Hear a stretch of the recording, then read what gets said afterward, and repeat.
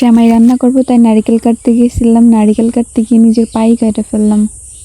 আসসালামু আলাইকুম গাইজ, সবাই কেমন আছেন? আমি আলহামদুলিল্লাহ অনেক ভালো আছি। আজকে আমি একটা সেমাই রান্না করব।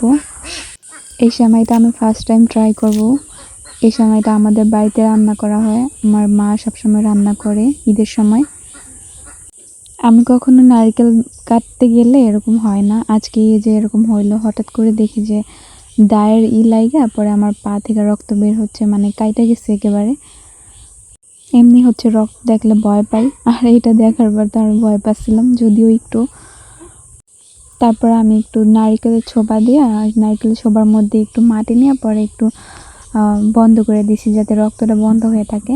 মাটি দেওয়ার পরে দেখলাম সত্যি কাজ করছে। তারপর আমি আরেক ঠ্যাং দিয়ে হচ্ছে নারকেলটা ফ্রেশ করলাম, যেহেতু কোড়াবো এই জন্য উপর দিয়ে সুন্দর করে ছিলে নিছি।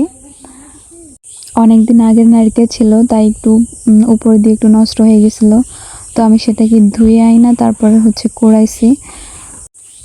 নারকেলটা পুরোটা কোড়ানোর পরে হচ্ছে আমি রান্নার জন্য চলে গেছিলাম।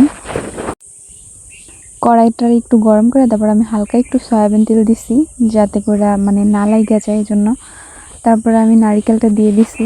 নারকেলটা দিয়ে অনেক ভালোভাবে ভাজার পরে তারপরে হচ্ছে আমি পরিমাণ মতো চিনি দিছি। চিনি দেওয়ার পর আমি আরেকটু ভাজা ভাজা করছি। একটু ভালোভাবে জাল করলে ভালো লাগে।